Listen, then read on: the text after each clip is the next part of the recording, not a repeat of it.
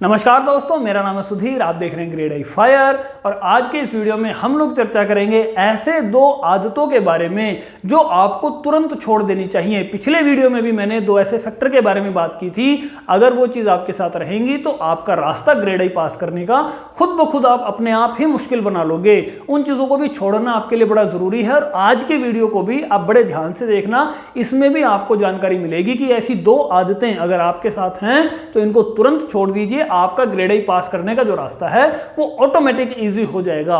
सबसे पहली आदत, ऐसे लोग भी होते हैं एग्जामिनेशन रूम में जो क्वेश्चन को पढ़ना कम पसंद करते हैं, उसके बारे में लिखना ज्यादा पसंद करते हैं। हालांकि हम सब जानते हैं जितना हम लिखेंगे या जिस तरीके से हम अपने आंसर शीट में अपने नॉलेज को प्रेजेंट करेंगे उतने ज्यादा हमको मार्क्स मिलेंगे, लेकिन अपने को यह भी मालूम होना चाहिए कि लिखना क्या है। और वो कब मालूम पड़ेगा? जब हम अपने क्वेश्चन पेपर को अच्छे से पढ़ेंगे, समझ लेंगे एग्जामिनर पूछना क्या जाता है। बहुत से लोग बहुत जल्दबाजी में अपना क्वेश्चन पढ़ते हैं और धड़ाधड़ लिखना शुरू करते हैं। ऐसे केस में क्या होता है, आप अक्सर देखना बाहर जाके कई लोग डिस्कशन करते हैं कि उस क्वेश्चन में एग्जामिनर ने ये पूछा था और मैंने धड़ल्ले से लिखा, उसके बारे में बहुत कुछ लिखा, लेकिन बाद में सब लोग बताते हैं उसको कि एग्जामिनर ने एक्चुअल वो चीज पूछी ही नहीं थी। आप अगर क्वेश्चन को प्रॉपर रीड करते तो आपको मालूम पड़ता कि उसमें कुछ और फैक्टर पूछे गए थे और बाहर जाके उनको रियलाइज होता है कि कंप्लीट क्वेश्चन मेरा खराब हो गया।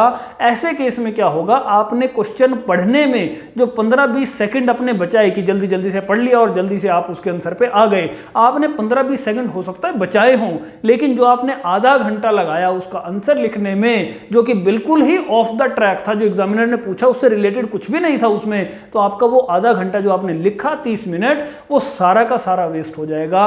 तो ये गलती बिल्कुल मत करना। अपने क्वेश्चन को 1, 2, 3 या 4 बार आप जरूर पढ़ो जब तक आपको एग्जैक्ट फील ना आ जाए कि एग्जामिनर ने पूछा क्या है। इसमें क्या होगा, मैक्सिमम आपके जो 30 सेकंड आप टाइम ले रहे थे उसकी बजाय आप 2 से 3 मिनट का टाइम लो, एक क्वेश्चन को प्रॉपर पढ़ो। अगर फिर भी आपको फील आती है कि मैं अच्छे से मतलब नहीं समझ पा रहा, तो आप एग्जाम रूम में खड़े हो जाइए, जो इन्विजिलेटर हैं उनसे जाकर डिस्कशन कीजिए कि सर आप इस क्वेश्चन को साधारण भाषा में मुझे समझा दीजिए, इंग्लिश के कारण मैं नहीं समझ पा रहा कि एक्चुअल एग्जामिनर क्या पूछना चाह रहा है। तो आप उनसे भी सलाह ले सकते हो कि एग्जामिनर इसमें चाहता क्या है कैंडिडेट से। वो आपको बताएंगे कि इस क्वेश्चन में एग्जामिनर इस चीज की डिमांड कर रहा है, आप उसी ट्रैक के ऊपर अपना आंसर बनाइए। अगर आप इस तरीके से करेंगे तो बहुत अच्छे मार्क्स आप लाएंगे। और अगर आप बहुत जल्दी पढ़ जाते हैं और लिखने की आपको जल्दी लगी रहती है तो आपके साथ भी हादसा घट सकता है।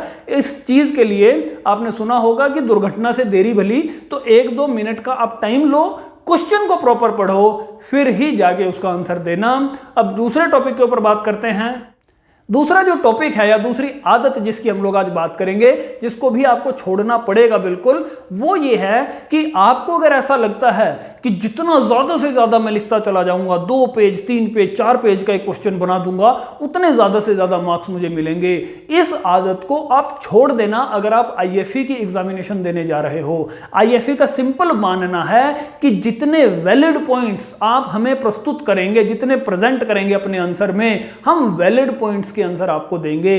आप वैलिड पॉइंट कुछ ना दें और शीट पे शीट भरते चले जाएं, आप कहानी पे कहानियां बनाते चले जाएं, बात को, छोटी सी बात को ही बड़ा बनाते चले जाएं, आपको कोई मार्क्स नहीं मिलेगा। अगर आपको मेरी बात पे विश्वास नहीं है, आप एक बार ट्राई करके देखो कि मटेरियल कुछ मत लिखो, कंटेंट कुछ मत डालो अपने आंसर के अंदर और शीट पे शीट भरते चले जाओ। मैं ऐसे पर्सनल कुछ लोगों को जानता हूं जिनकी आदत होती है कि 3-4 शीट एक्स्ट्रा लेके एग्जाम रूम में इन्विजिलेटर से एक्स्ट्रा 3-4 शीट लेते हैं, उनको भी कंप्लीट भरते हैं। 3 घंटे वो लिखते ही चले जाते हैं और रिजल्ट भी मैंने उनके देखे हैं कि वो फेल होते हैं। मेरे साथ आज तक कभी ऐसा नहीं हुआ कि मैंने कभी एक्स्ट्रा शीट ली। और मैं ये भी नहीं आपको बोलता कि आप कम से कम लिखने की कोशिश करो, नहीं, मेरा मैसेज आपको ये है कि कंटेंट लिखने की कोशिश करो, वैलिड पॉइंट्स लिखने की कोशिश करो। अगर आपको ऐसा लगता है कि ज्यादा से ज्यादा लिखने से मार्क्स आते हैं तो बिल्कुल नहीं आते।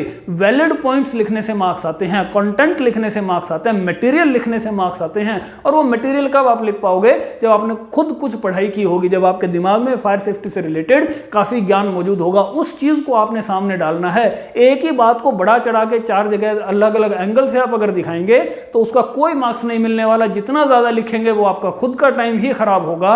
आप कंटेंट लिखने पे ध्यान रखिए, वैलिड पॉइंट लिखने पे ध्यान रखिए, एग्जामिनर आपको बहुत अधिक मार्क्स देगा। इस चीज की कभी चिंता मत कीजिए कि मैंने तो बड़ा छोटा सा आंसर बना दिया। अगर उसमें आपके सफिशिएंट वैलिड पॉइंट्स होंगे होंगे, एग्जामिनर आपको पूरे मार्क्स देगा, कभी चिंता मत करना।